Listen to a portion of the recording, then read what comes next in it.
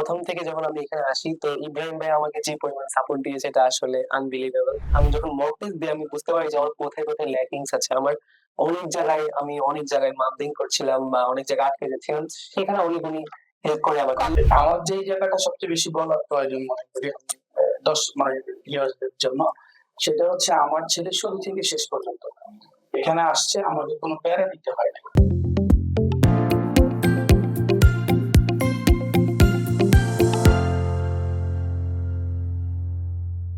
Hello dear students, আশা করি আপনারা অনেক অনেক ভালো আছেন। বিডি এক্সপার্ট এডুকেশন থেকে আমি তাসনিম হাসান। আজ আমাদের সাথে একজন গেস্ট আছে যিনি ইউএস এর ভিসা পেয়েছেন এবং সে তার আন্ডারগ্র্যাডটা ইউএসএ তে কমপ্লিট করতে যাচ্ছেন। ইউএসএ ভিসাটা কিন্তু এক প্রকার চাঁদ হাতে পাওয়ার মতো, কারণ ইউএস এর ভিসা শুনলে আমরা কিন্তু সবাই ভয় পেয়ে যাই। অনেকে ড্রিম থাকে ইউএসএ তে পড়ার, কিন্তু জাস্ট একটা ইন্টারভিউ এর ভয়ে অথবা ইউএস এর ভিসা রিজেকশনের পরিমাণটা হাই দেখে অনেকে কিন্তু অ্যাপ্লাই করতে ভয় পান। কিন্তু যদি প্রপার ডকুমেন্টেশন থাকে এবং আপনার যদি গাইডলাইনটা প্রপার থেকে থাকে এবং আপনার একটা ইন্টারভিউ জন্য গ্রুমিং সেশনটা যদি প্রপার ভাবে হয়ে থাকে, তাহলে ইউএস এর ভিসা পাওয়াটা কিন্তু খুব ডিফিকাল্ট না, রাইট? সো ভাইয়া, তোমার ফুল নেমটা একটু বলো আমার ভিউয়ার্সদেরকে। আচ্ছা, আমার নাম শাহ বাদরিত তামাম।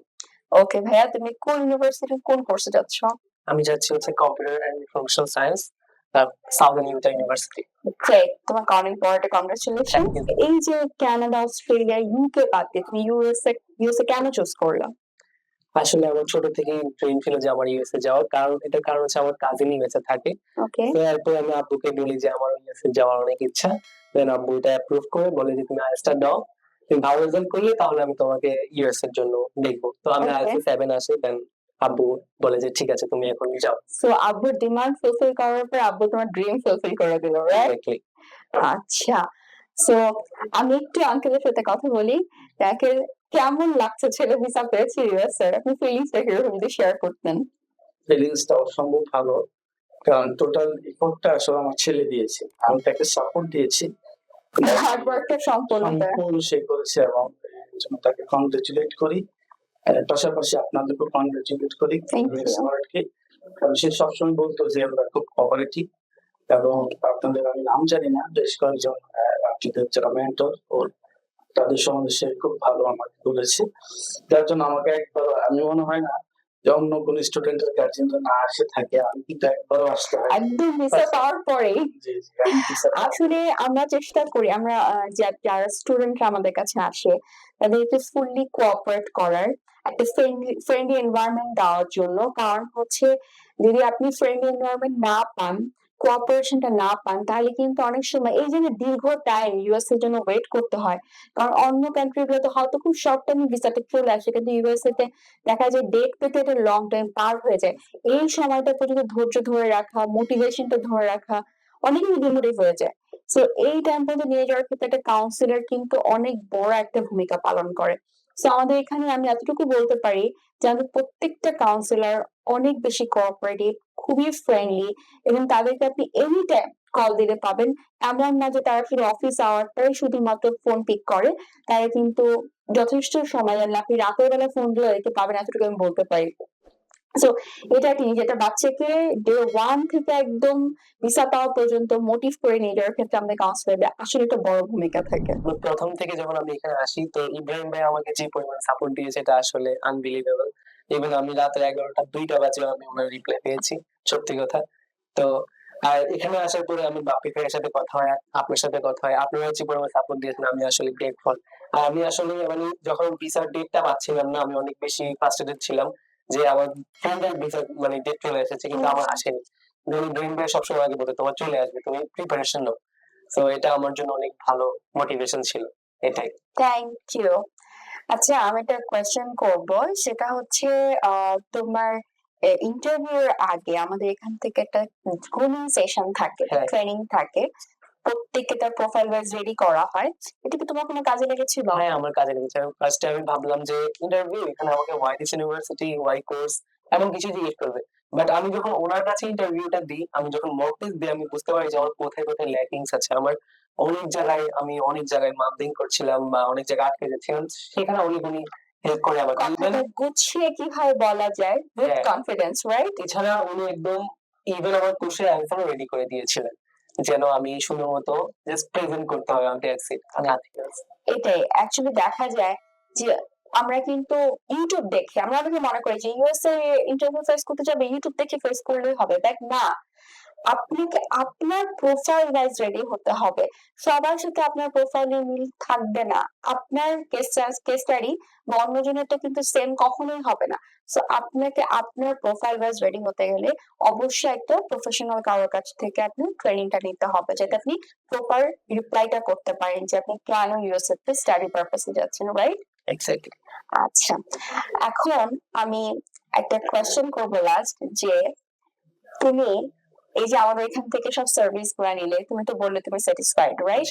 সো ফার্দার তোমাকে কেউ যদি জিজ্ঞেস করে যে তুমি কার মাধ্যমে গিয়েছো, বা কেউ যদি কোনো কোম্পানিকে রিকমেন্ড করতে চায়, বলতে বলে তোমাকে, তো তুমি সেক্ষেত্রে কি বিড এক্সপার্ট কে রিকমেন্ড করবে? অফকোর্স আমি রিকমেন্ড করবো। আমাকে যে পরিমাণ মানে আমি শান্তিতে আমি জিনিসটা কাজটা আগাইতে পারছি, আমি অন্য জায়গায় পারতাম না, with affordable price, of course. Thank you. So আমি এখন একটা কোয়েশ্চেন করতে চাই লাস্ট আঙ্কেলের কাছে, যে আহ এই যে ছেলেকে বাইরে পাঠাবেন, অবশ্যই আপনার একটা প্ল্যান ছিল, তারপর বিড এক্সপার্ট আসছেন, এই ছোট্ট জার্নিটা যদি বলতেন যে কিভাবে স্টার্ট করলেন এবং কিভাবে এটা হলো। আসলে ছেলে ছোটবেলা থেকেই তার বাইরে যাওয়ার ইচ্ছা, নট অনলি ছেলে, আমার আসলে সবগুলো ছেলে মেয়েরই ইচ্ছা বাইরে যাওয়ার। তো ওর স্পেসিফিক, ওর একটা জিনিস ভালো লাগছে যে স্পেসিফিক সে কম্পিউটার সায়েন্সের ইঞ্জিনিয়ারিং করবে। এবং আমি তাকে বললাম যে আমার সত্যিকার অর্থে আমি আমার ফ্রেন্ডের সেন্টারকে বলেছি, সে বললো যে না, বিডি এক্সপার্টের এটা ফ্যাক্ট যে বিডি এক্সপার্ট খুবই ভালো, এখানে আমার খুব ধরে করেছে, আমি এখান থেকে করবো। আমার যে জায়গাটা সবচেয়ে বেশি বলার প্রয়োজন মনে করি আমি 10 ইয়ার্সের জন্য, সেটা হচ্ছে আমার ছেলে শুরু থেকে শেষ পর্যন্ত এখানে আসছে, আমাকে কোনো প্যারা দিতে হয় না, আমাকে কোনো কোশ্চেন করতে হয় না, কিছু বলতে হয় না, আমি শুধু থাকি। যেহেতু আমার অনেকগুলো দেশ ভ্রমণের আগে ইয়ে আছে, এক্সপিরিয়েন্স, আমি আমেরিকা গিয়েছি। তো সেই প্রেক্ষিতে আমি ওর প্রতি স্যাটিসফাইড ছিলাম, আপনাদের প্রতি স্যাটিসফাইড ছিলাম। আর ওকে আমি ডোকে ভর্তি করিয়েছি। দেখেন সে কি পরিমাণ এফোর্ট দিয়েছে, আমি খুব গ্ল্যাড ফিল করি আমার ছেলেকে নিয়ে। সে ওই তার সেমিস্টার গুলো সে কন্টিনিউ করেছে এবং সে ওখানে খুব ভালো, 4 আউট অফ 4। মাশাআল্লাহ, এটা বিশাল বিষয়। ব্র্যাকের মতো জায়গা থেকে 4 অফ 4 মানে কিন্তু এটা বিশাল ব্যাপার। করে সে এইটাকে আবার রেখেছে, সেটা হচ্ছে যদি বাবা মিস করি, আমি আমার যাতে গোল পিছিয়ে না দেয়। কিন্তু আমি তাকে অনেক দেশের কথাই বলেছি, বাট সে আমেরিকাই যাবে। এবং আমার একটা কনফিডেন্স ছিল যে সে ডেট যদি পায় সে ভিসা পাবে, এটা আমার কনফিডেন্স ছিল, কারণ সে অল টাইম তার প্র্যাকটিসিং যে আমেরিকা যাওয়া, যে আপনাদের যে নির্দেশনাগুলো সে ফলো করতো এবং সেগুলো সে অনুমোদন করে বলতো।